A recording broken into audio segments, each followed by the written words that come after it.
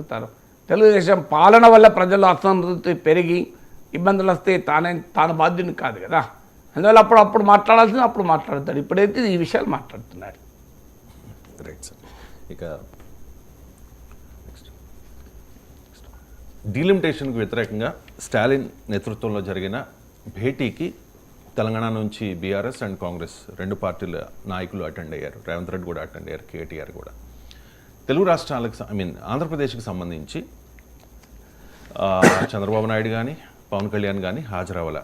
జగన్ అన్న హాజరవుతారా అంటే ఆయన కూడా ఒక లెటర్ రాసి ఊరుకున్నారు. సో చంద్రబాబు నాయుడు అండ్ పవన్ కళ్యాణ్ వీళ్ళిద్దరికీ ఆహ్వానం ఉంది సార్. వీళ్ళు ఎన్డీఏ కూటమిలో ఉన్నారు కాబట్టి వెళ్ళలేదు అనుకోవచ్చు. మరి జగన్ ఎందుకు వెళ్ళలేదు? లెటర్ రాసి ఊరుకున్నారు ఎందుకు? మీరు అన్నట్లు చంద్రబాబు నాయుడు పవన్ కళ్యాణ్లు వెళ్ళలేదు అంటే దానికి ఒక పొలిటికల్ జస్టిఫికేషన్ ఉంది. ఎందుకంటే బీజేపీపై పోరాటానికి మీటింగ్ పెడితే ఆ మీటింగ్లో చంద్రబాబు నాయుడు ఎట్లా వెళ్తాడు, పవన్ కళ్యాణ్ ఎట్లా వెళ్తాడు? వాళ్ళు వెళ్ళకపోవడమే కరెక్ట్ రాజకీయంగా. వారు కూడా డీలిమిటేషన్ పైన మాట్లాడాలి అని అంటున్నాను తప్ప చంద్రబాబు నాయుడు డీలిమిటేషన్ వ్యతిరేక రాజకీయ కృషికి నాయకత్వం వహించాలి అంటున్నాను. రాజకీయ పోరాటానికి కూడా అంటలేను, నేను చాలా జాగ్రత్తగా ఈ పదం వాడుతున్నాను.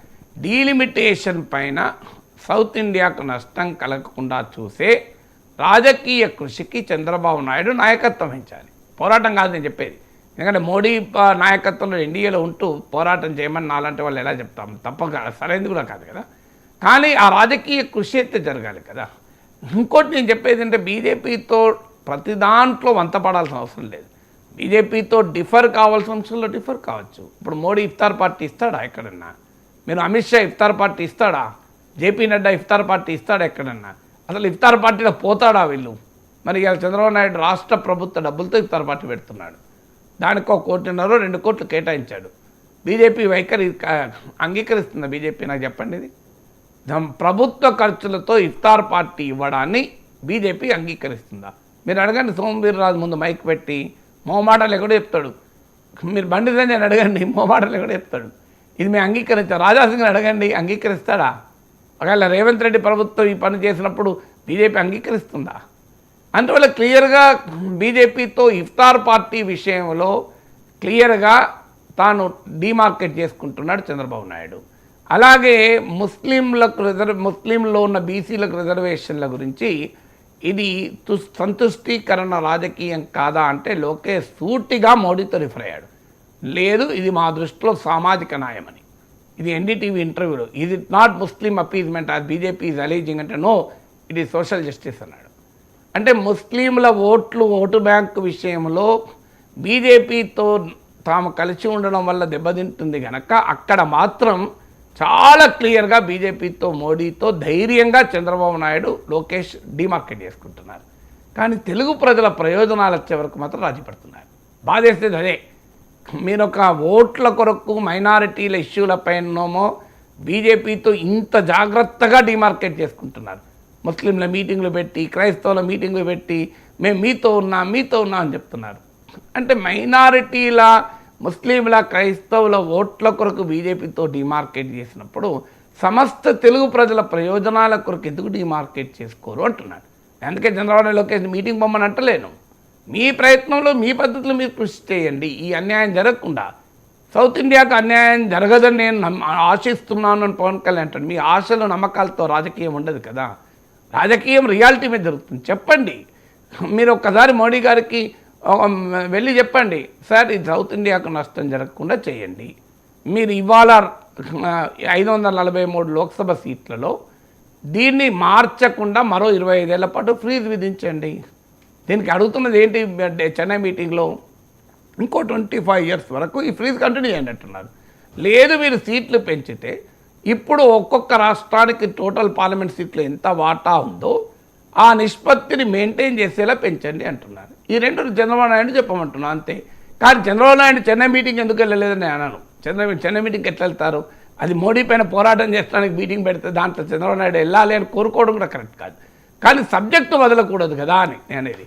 ఇక జగన్మోహన్ రెడ్డి ఎందుకు పోలేదు అని. జగన్మోహన్ రెడ్డి వాస్తవంగా బీజేపీ పట్ల వ్యతిరేకతను తన రాజకీయంగా ఉపయోగించుకోవచ్చు. ఆంధ్రప్రదేశ్కు ప్రత్యేక హోదా ఇవ్వకపోవడం, ఆంధ్రప్రదేశ్కు విభజన హామీలు అమలు కాకపోవడం, ఇలాంటి చాలా ఇష్యూస్ ఉన్నాయి.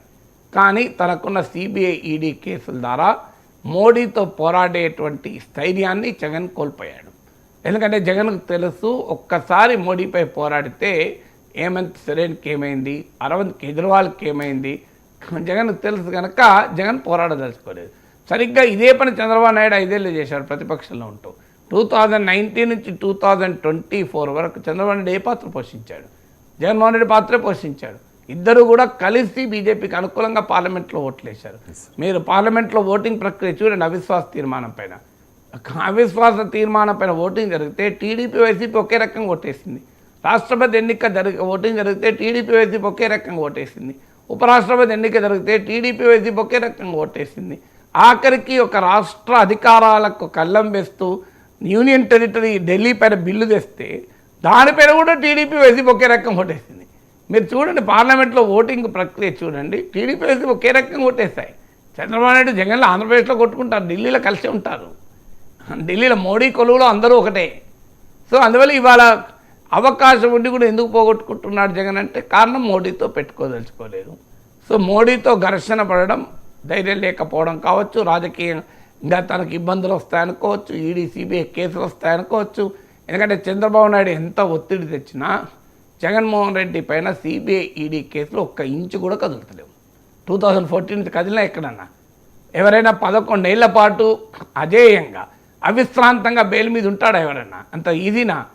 So CBI ED Jagan bail రద్దు చేసడానికి ఏమైనా కాస్తంతైనా ప్రయత్నిస్తుంది. ఎక్కడన్నా మీరు చూశారట మీడియాలో. ఆయన ముఖ్యమంత్రి ఉన్నప్పుడు పక్క పెట్టాడు, ఇప్పుడు ముఖ్యమంత్రి కూడా లేడు కదా. మీరు మిగతా అందరిపైన అరవింద్ కేజ్రీవాల్ ముఖ్యమంత్రిగా ఉంటూ కూడా జైలుకు పంపించారు. ఉప ముఖ్యమంత్రిగా ఉన్న మనీష్ సిసోడియాని జైలుకు పంపించారు. ఒక్క జగన్మోహన్ రెడ్డికి ఎగ్జామ్షన్ మీరు చూడండి మొత్తం దేశం మొత్తం మీద. సిబిఐ ఈడీ కేసులు ప్రతి నాయకుడి పైన వెంబడిస్తే పడుతుంటే ఒక్క జగన్మోహన్ రెడ్డి పైన కేసులు ఎక్కడున్నాయో అక్కడే ఉన్నాయి. సో ఎందుకు ఉన్నాయి? కదలిక కూడా లేదు. మీరు చూడండి, ఇదే కాదు, వివేక హత్య కేసు ఏమైంది? ఇంతవరకు ఏమైనా కదులుతుందా? సో మరి ఇవేవి ఎందుకు కదలడం లేదు? అందరికీ తెలుసు కదా, మోడీ ఆఫీసుల వల్లనే కదులుతలేమని. ఆఖరి 2024 ఎన్నికల్లో తెలుగుదేశం ఎన్డీఏలో చేరాక కూడా అసలు మొదటి మీటింగ్ మీరు చూడండి, కావాలంటే చిలకలూరుపేట అనుకుంటా, ఒక్క మాటన చంద్రబాబు నాయుడు పొగుడుతూ మాట్లాడాడు మోడీ. అసలు జగన్ను తిడుతూ మాట్లాడాడు. మీరు చూడండి, జగన్ విమర్శిస్తూ కూడా మాట్లాడలే, కాంగ్రెస్ను విమర్శిస్తూ మాట్లాడి. మీరు చిలకలూరుపేట సభ తీయండి. మళ్ళీ రాజమండ్రి సభకు వచ్చే వరకు తెలుగుదేశం నాయకులు చెప్పుకుంటే ఇది చాలా రాంగ్ సిగ్నల్ పోతుందంటే అక్కడ కాస్త చంద్రబాబు నాయుడు అప్రిషియేట్ చేశాడు తప్ప 2019 ఎన్నికల సమయంలో చంద్రబాబు నాయుడును విమర్శించిన స్థాయిలో మోడీ జగన్మోహన్ రెడ్డి విమర్శించినట్టు ఒక్క వీడియో చూపెట్టాను నాకు. ఆ స్థాయిలో ఏదో ఒక మాట అన్న వేరు అంటే చాలా క్లియర్గా జగన్మోహన్ రెడ్డి విషయంలో మోడీ వైఖరి, బీజేపీ వైఖరి ఒక్కటే. ఏంటి, ఇవాళ టీడీపీకి మెజార్టీ ఎంపీలు ఉన్నాయి, రేపు వైసీపీకి ఉంటాయేమో. మాకు ఎవరైతే ఏంది, మాకు అలా డిఎంకే పైన ఏమైనా కేసులు పెట్టారా? 2G స్పెక్ట్రమ్ కేసు ఎందుకు వీగిపోయింది? అది కాంగ్రెస్ నాయకులు ఉన్నారు, అలా వాళ్ళు పట్టుకోవచ్చు కదా. కారణం డిఎంకే నాయకులే కదా 2G కేసు. మోడీ ఊరూరు తిరిగి ప్రచారం చేసి ప్రైమ్ మినిస్టర్ అయిన 2G కేసులో ఏమైనా జరిగిందా? ఇప్పటికి కదలిక లేదు కదా. ఎందుకంటే డిఎంకే ఎప్పుడు అవసరం ఉంటుందో తెలియదు, ఏడీఎంకే ఏది అవసరం ఉంటుందో తెలియదు. ఇక్కడ కూడా అంతే, టీడీపీ అవసరం ఉంటుందో తెలియదు. అందుకే పోనీ కేసీఆర్ మీద కేసులు ఉన్నాయా? లేవు. మీరు చూడండి ఎక్కడన్నా కేసీఆర్ పైన సిబిఐ ఈడీ ఎంబడబడుతుందా? పడతలేదు కదా. కేసీఆర్ మీద పడతలేదు, జగన్ మీద పడతలేదు. స్టాలిన్ మీద కూడా ఆయన మినిస్టర్ ఒకరిని పట్టుకున్నారు తప్ప సీరియస్గా స్టాలిన్ పైన, కరుణానిధి కుటుంబం పైన కేసులు ఏం పట్టించుకుంటలేరు బీజేపీ. అక్కడ